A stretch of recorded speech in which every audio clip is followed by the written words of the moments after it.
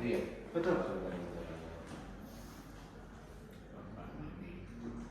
Kepala sekolah ya? Betul. Oke.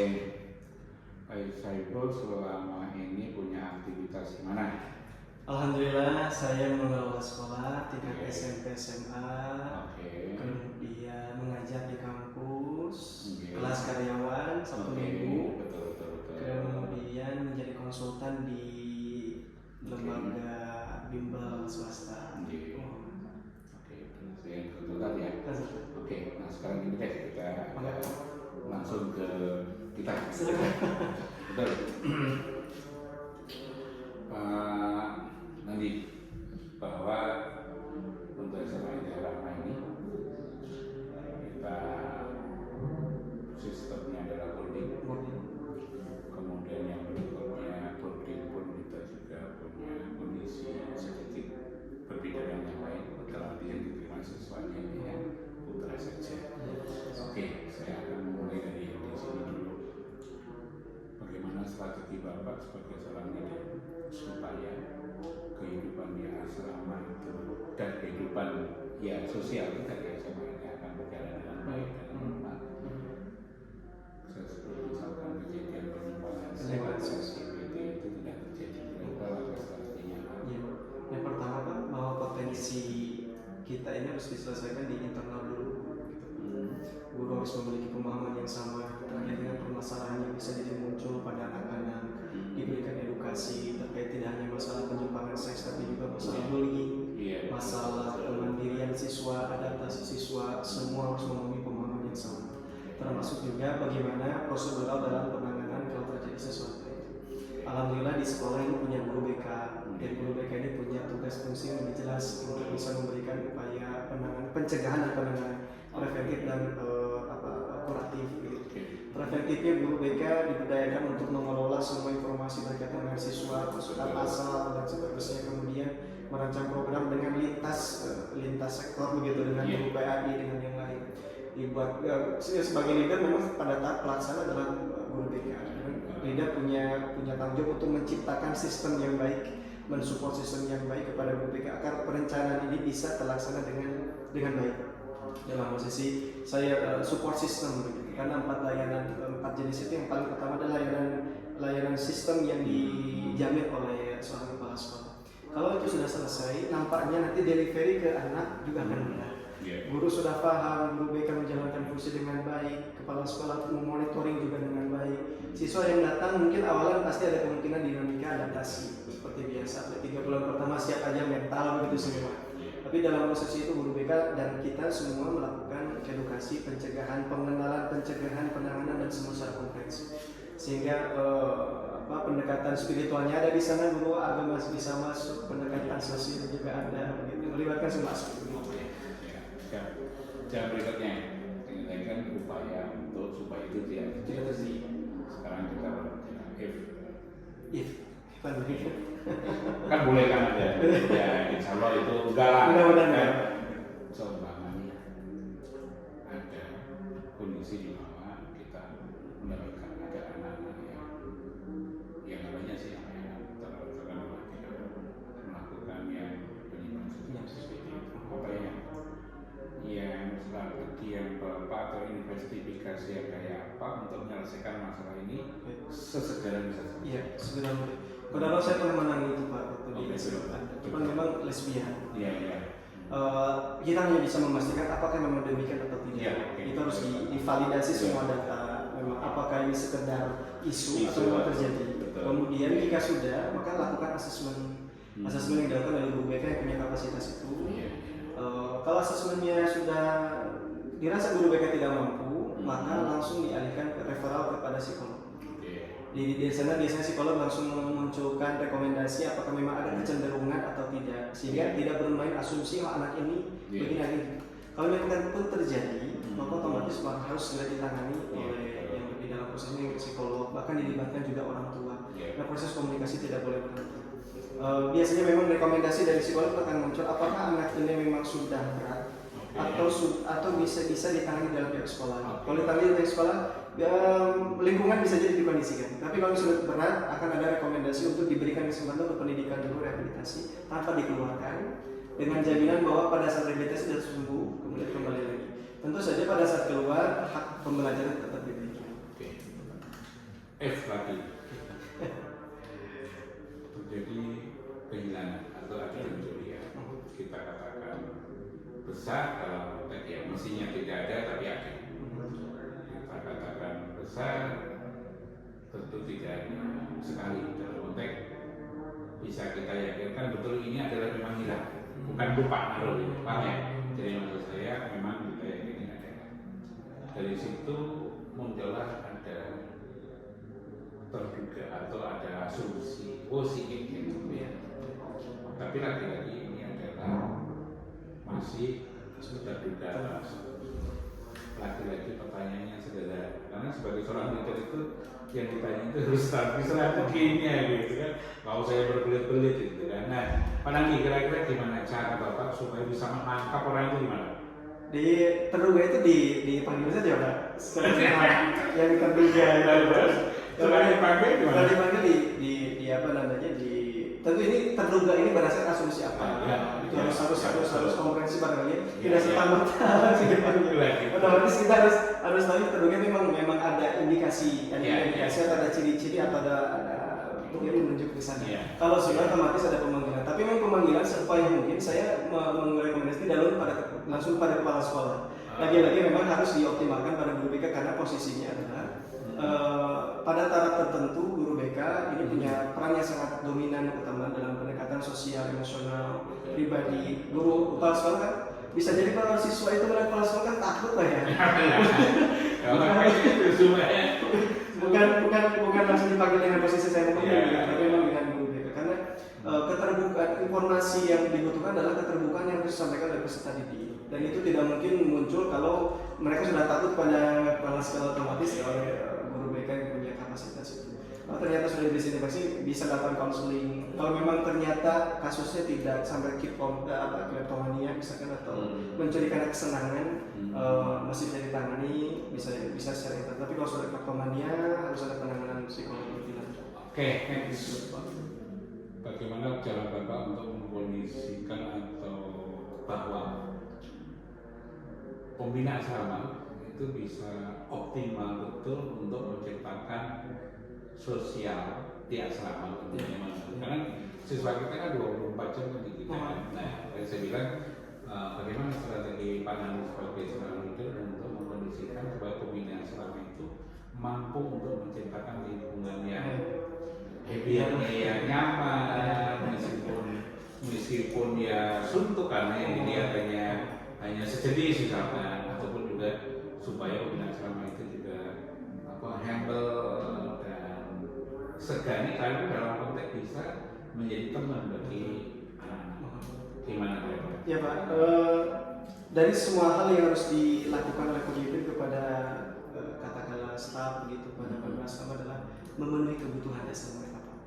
Setidaknya mereka merasa sudah terpenuhi kebutuhan fisiologisnya, kemudian sosialnya.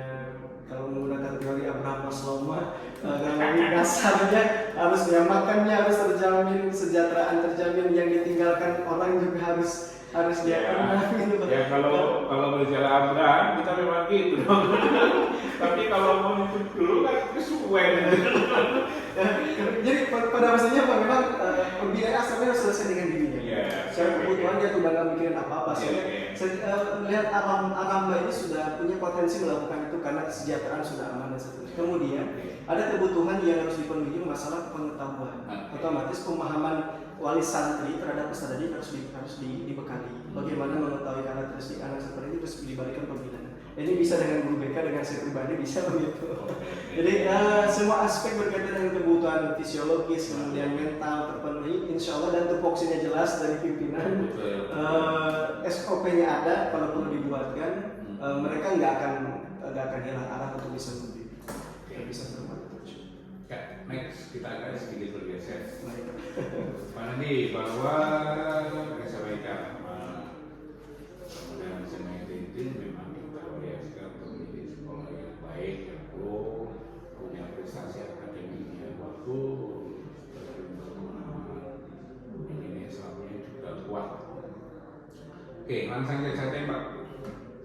Dalam waktu saya hanya kasih 2 tahun, kira-kira prestasi apa yang bisa Pak Nandi Bro tawarkan ke saya?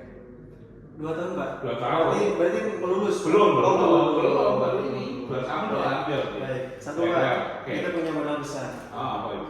Infrastruktur besar, modal besar.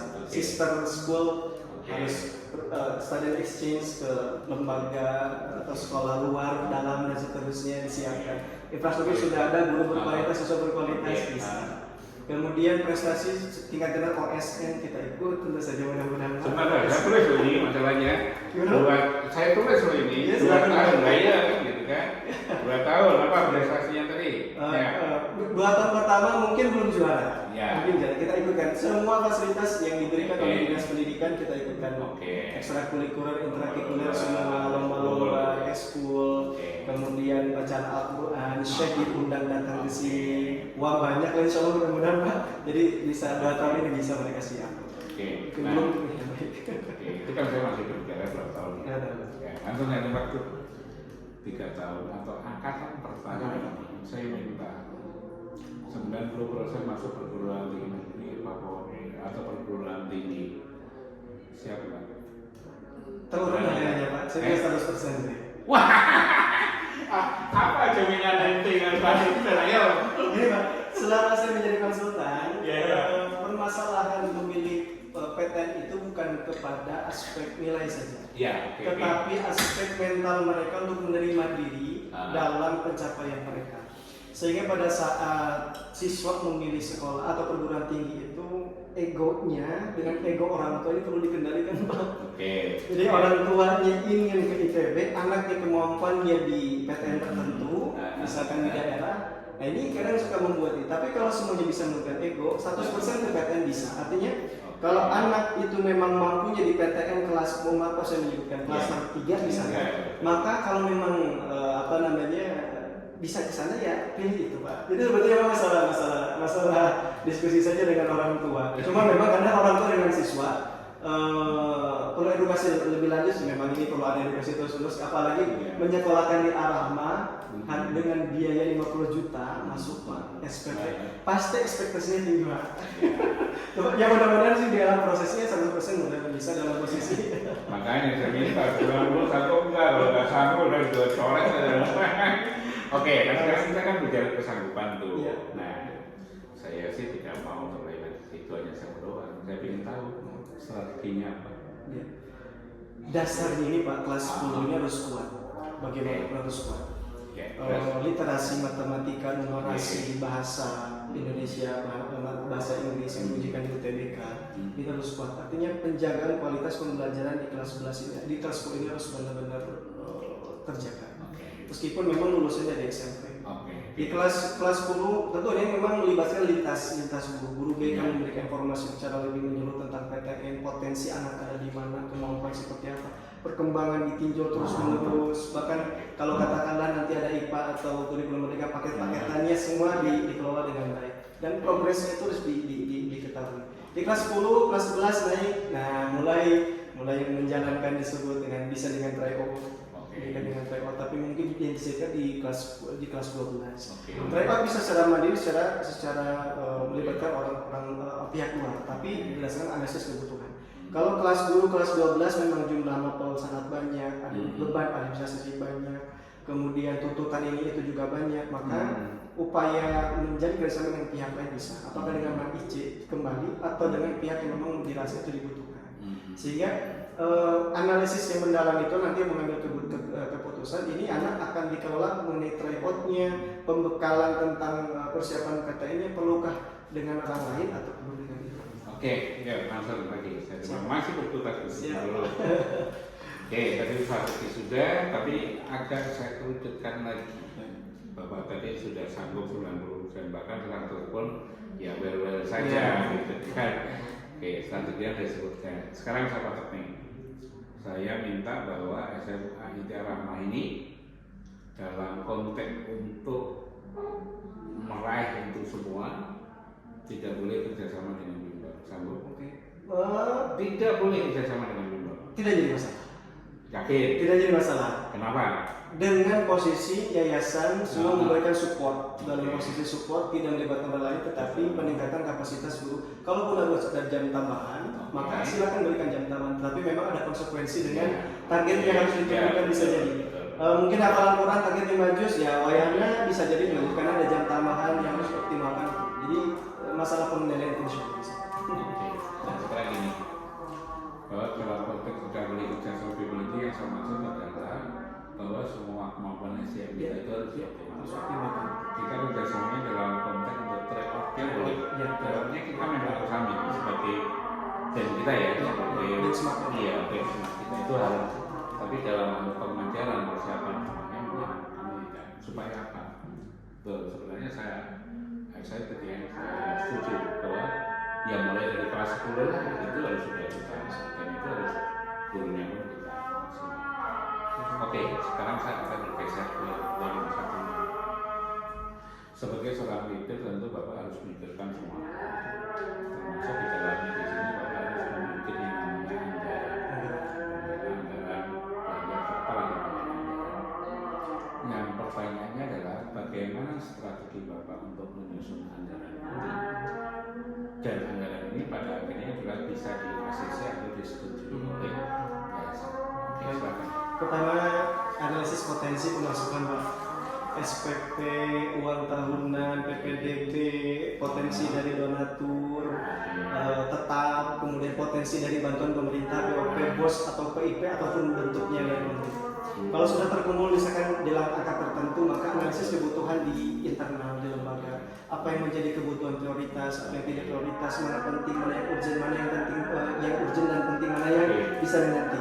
Kalau sudah itu disusun, kebutuhan ada, anggaran ada, dilingkan, cocokkan, diskusikan, mana yang utamakan, tentukan anggaran di sana, dan nampaknya tidak perlu ada markup ataupun yang lain, ya, semua seideal mungkin sebagaimana dilaksanakan. Maka nampaknya tidak akan sulit untuk di-ACC. Karena potensinya ada, kebutuhannya ada, bisa dimatchkan. Oke. Nah, tapi kita berbicara lagi. Iya. Bapak terlalu optimis untuk tidak saya masih setuju ya. Iya. Sekarang ini F, tapi F-nya itu nyata. Dalam arti F nyata itu betul, memang tidak disetujui 100%. Apa yang Bapak lakukan? Kalau tidak setuju, ada program prioritas. Program prioritas, program yang memang mendesak, yang tidak mendesak. Seperti misalkan hal yang mendasar pada pembelajaran intrakurikuler itu harus gitu. Dan saya pikir yayasan dan posisi ini dengan diskusi yang baik akan upayakan begitu. Karena kebutuhan dasarnya tidak perlu. Kalau misalkan jalan-jalan, misalkan ada trip atau bagaimana itu mungkin belum urgent atau belum penting, itu bisa dibiarkan. Memang itu sudah jadi mafhum di pengelolaan sekolah. Idealisme kita, saya sebagai kepala sekolah ingin memberikan guru begini, siswa begini dan seterusnya. Pada saat bertanya yayasan, uangnya nggak ada. Tapi kan kalau guru kadang bicaranya, masa nggak ada uang ini, pemasukan 20 juta masuk, kemudian SPP 5 juta per bulan, masa nggak ada? Ya kadang kan di atas kalau begitu banyak, yayasan melihatnya, iya memang demikian, tapi yang bayar SPP kan nggak semua tepat waktu. Ada yang belum kan itu barangkali yang harus didiskusikan, dan saya pikir seandainya ada diskusi yang terang benerang, terbukaan antara pengelola, antara yayasan dengan kepala sekolah begitu, melihat real dengan keuangan, tidak akan ada persoalan terkait dengan pelaksanaan. Yang penting yang urgent dulu, yang tidak bisa ditolerir itu harus dilakukan. Oke, karena masih berkaitan andai. Kalau tadi sekarang andai, tidak kan? Andai sekolah ini udah jalan, sekolah ini banyak hal, banyak orang yang tahu, baik dari dinas, masyarakat atau bahkan orang tua, khususnya ataupun dari pihak yang lain, bahwa sekolah ini terus mendapatkan dana non budgeter dari luar. Artinya, bahwa sebagai seorang kepala sekolah, kalau ada dari dinas atau dari mana itu, ada dana non budgeter. Apa yang Bapak lakukan? Non budgeter boleh dikerjakan? Non budgeter itu non budget tadi kan anggaran yang sudah kita sampaikan. Artinya adalah Bapak mendapatkan dana dari luar yayasan. Apa yang Bapak lakukan? Laporkan ke yayasan. Padahal kan tadi ada dari yayasan yang belum disetujui, sementara program itu posisinya Pak, ini memang pasti akan ada sistem kerjasama. program yang dilakukan oleh sekolah tentu harus diketahui oleh yayasan bagaimana itu harus disampaikan. Kemudian potensinya juga kalau pada diskusi kami punya program A, B, dan C diskusikan dengan yayasan, ternyata tidak ada, kita coba menjalin komunikasi dengan pihak luar, katakanlah sponsor atau apa begitu. Sponsor untuk perjalanan ke Singapura ini dari Transmedia misalnya. Kemudian itu otomatis harus dilaporkan bagaimanapun karena tidak mungkin berjalan begitu saja. Karena potensi pengelolaan keuangan harus tetap berdasarkan kepada laporan keuangan yang jelas. Karena khawatir ini nanti muncul negatif, saya dianggap korupsi ataupun yang lain. Sehingga semua harus terkelola dengan baik komunikasi yang baik. Oke. Jadi kita berbicara adalah 2 tahun, kemudian 3 tahun, bahwa kita bersepakat untuk bekerja. Pertama adalah pihak yayasan, pihak Pak Nadi bersepakat bekerja. Dan tentunya kita semua punya target, punya ukuran, punya parameter dan seterusnya. Nadi, bahwa dalam sekian waktu kita punya ada target, ada hal yang harus dicapai. Apalagi sebagai seorang leader ternyata bahwa target itu tidak bisa terpenuhi. Apa yang Bapak lakukan? Ya. Padahal itu sudah nyata. Ya. Targetnya harus segitu, ya. Tapi nggak terpenuhi. Ya fair saja kalau begitu ya. Fair dalam posisi saya menuntut untuk ditinjau secara adil, secara objektif. Dan saya menuntut untuk diberikan fasilitas dan sarana yang lain yang dibutuhkan. Sehingga nanti pengukuran saya berhasil itu karena memang faktor saya, faktor sistem, faktor anggaran, faktor apa. Sehingga harus jelas. Kalau memang saya merencanakan program, kemudian ada faktor tertentu yang memang jadi kendala itu di luar kemampuan saya, otomatis itu sulit untuk bisa saya kendalikan. Tetapi kalau semua fasilitas sudah ada, anggaran ada, saya tidak bisa optimal. Tentu ada faktor yang bisa jadi mungkin faktor yang di luar kewenangan manusia begitu. Ya saya fair saja begitu Pak. Kalau memang tidak, ya sudah nggak jadi masalah saya misalkan putus atau bagaimanapun. Tapi yang jelas semua harus terrecord atau tersimpan dengan data objektif. Sehingga kalau saya keluar dengan lapang dada dengan seterusnya begitu. Oke, nah sekarang agak sedikit turunkan tensinya. Iyalah kan udah banyak. Pak Andi, kita kan udah umumkan tuh ya, random kita kan udah kita umumkan ya. Oh iya, betul. Ya, kali ini kita tes tahap ketiga atau tahap akhir. Insya Allah nanti tanggal 10 kita umumkan. Andaikan Pak Andi yang berkesempatan berarti tanggal 14 selesai kontrak. Tanggal 17 berarti sudah mulai masuk kerja. Pertanyaannya, kira-kira ada kendala nggak dengan jadwal yang sudah kita susun gitu? Kalau kendala sih tidak ada. Hanya memang masalah kondisional yang di rumah paling begitu saja. Intinya kalau toh misalkan jadi bergabung dan kondisi itu ya nggak masalah gitu ya. Yang kedua, kalau ini insya Allah sudah paham juga kita kita sampaikan bahwa yang wajib di asrama nanti adalah kepala sekolah. Nanti kalau kepala sekolah akan mendapatkan satu rumah dinas sendiri gitu kan.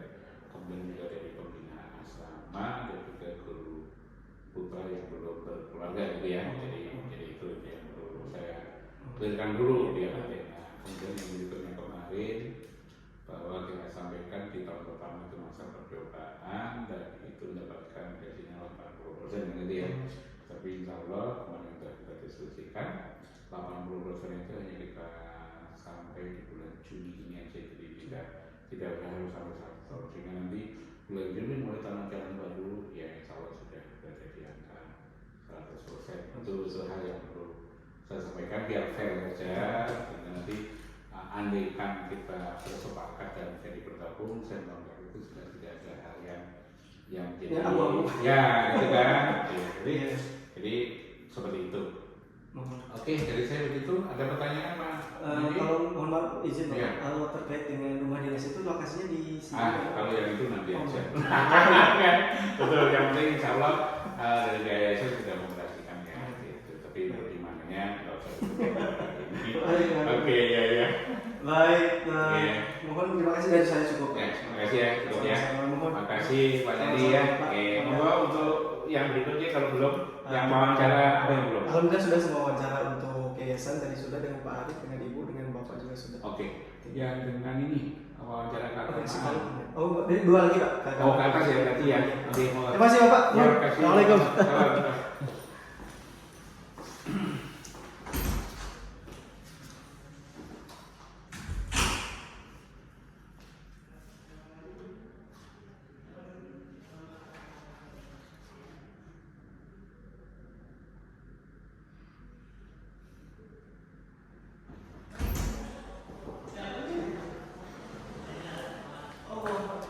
Ya, teman Pak.